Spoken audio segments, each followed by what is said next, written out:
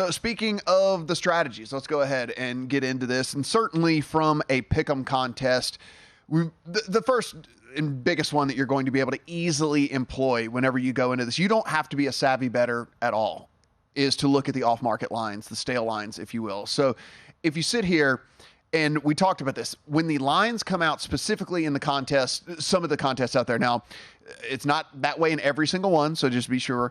But you look at like right before kickoff, right? And if a line has moved, 2-3 points, whatever it might be, these are things when certainly in the DraftKings contest that you can employ whenever you put your picks in, because those aren't due until right before kickoff. Now, different for the Circa Millions out here, but that being said, even when they release the lines on a Thursday and before your picks have to go in on Saturday at 4 p.m., we could still see drastic line moves. Let's remember the final injury reports aren't due out until Friday. And so even though these contest lines are coming out earlier, and so with that, Mike, you might get a key player that we get some definitive, information on whether he is or isn't going to go, can move these lines 2-3 points. And we've seen it happen before as well. And that's kind of like your slam dunk play of the week, right? It's very easy to identify, and it's very easy to be one of your picks for the week. And especially if you're kind of a novice bettor, it's a no-brainer. You shouldn't overthink it. You shouldn't. If you're getting that big of equity on a specific line, you kind of have to put it as one of your 5 contest plays. Now, you do have to be careful about the news, though. Last year,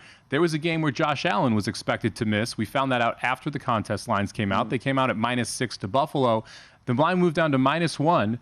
And then guess what? Sunday morning, Josh Allen played. It was all the way back up to -6. So it's very different from a just injury perspective. Make sure you're keeping an eye on injuries as the weeks go, because that is going to be a big reason why you are going to see some of these stale lines. And I also try to avoid some games where we're not going to have the full injury report, or you're seeing more game time decisions from star players, because I want to have as much continuity in my picks, as much certainty in who is going to play and represent those picks as possible when I'm putting them in.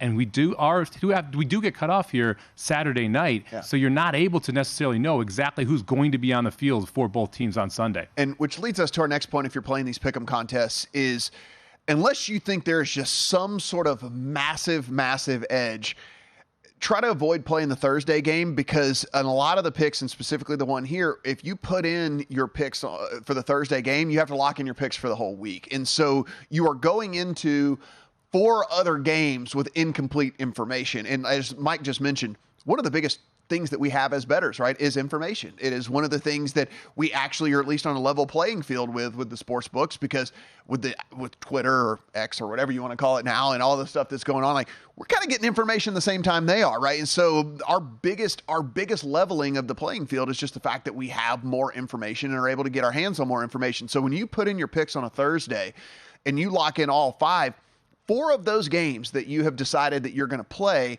you were going in with less information than you would have had you waited until Saturday to put those picks in. And so, again, I've never played a Thursday game for that specific reason. I know there have been some people where it's just been they feel like there was just such an edge that they wanted to play the Thursday game, but I try to avoid it at all costs. I've played, this will be my 5th year playing a picks contest, either here at Circa or another big one in Vegas. I've been fortunate enough to cash 2 of the previous 4 years. 0 Thursday games.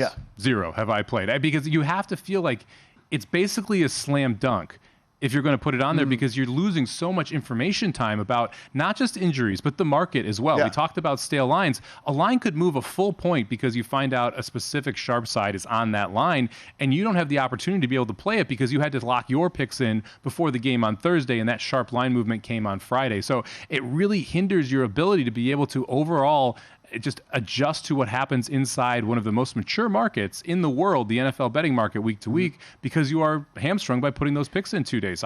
Thursday night games, to me, almost unplayable. Yeah, it just doesn't make a ton of sense from a grand scheme of things, because not only, and you touched on this a little bit earlier in the show, like not only from an injury standpoint, right, but specifically once we get into like November, December, January, weather concerns as well. Like, that's a great equalizer. A team could be a big favorite, right?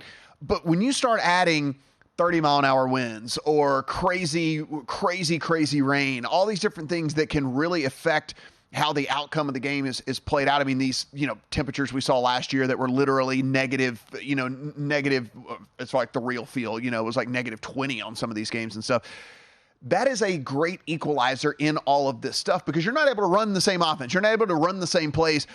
you can't even feel your hands or your nose or your face or your feet or whatever is going on. So it's like, so that again, like if you're playing on a Thursday, your complete understanding of what the weather is going to be on a Sunday, it's just not there, right? I mean, like it can change drastically over the course of the next 48 hours, which you would have 48 more hours to make that decision. And so yet even another reason on top of the injury stuff, but like that is, again, you could have a 10-point favorite, but I don't want to play a 10-point favorite in a blizzard with 35-mile-an-hour gusts and things and what like that, because things can go wrong. But maybe you want to play the 10-point dog on the pick'em contest, right. But you wouldn't have played that on Thursday because you weren't aware the weather was there, and this changes all the time. I remember Cleveland 2 years ago.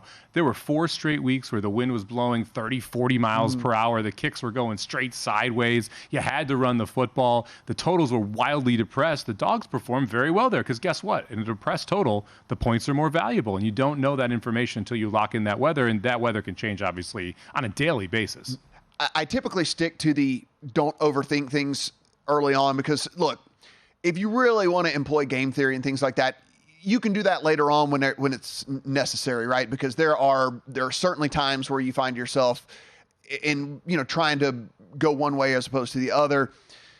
But if you're the early part of a quarter, if you're, maybe you're going for the season-long movement, whatever it might be, like, I typically say don't overthink it. But I will say this, Mike, and, I want to know if you agree. If you're stuck between 2 games, because listen, in any given week, like, I don't know if there's going to be 5 games that I'm super confident about, right? I mean, like, listen, in the NFL, it's like you said, it's the most efficient market there is in the world. Like, I'm not going to be super confident about 5 games. So if you're kind of stuck between 2 games, if you can estimate, or there are certainly sites out there that will also estimate for you and kind of give you the lay of the land as far as like which picks are going to be popular and which picks are going to be kind of, contrarian or whatever. If I'm stuck between 2 games, I'll just take the one that I think fewer people are going to be playing because at least it gives me some sort of perceived value on that pick. But that's kind of like the only time I'm really going crazy overthinking the stuff. But it just seems to me that that's kind of a no-brainer as well. You had me really excited for a second there, Matt. I mean, Matt and I are splitting an entry into the millions this week, and Matt was about to say he had 5 big-time opinions in the NFL every week. I'm lucky if I have 2 in this contest that I'm like, yes, this is for sure making the ticket. I love the point. You can always check out the VSiN split page, see where those bets are coming in. One of the misnomers, I think, is this is only sharp people playing this contest now. There's a lot of people from all over the place playing it.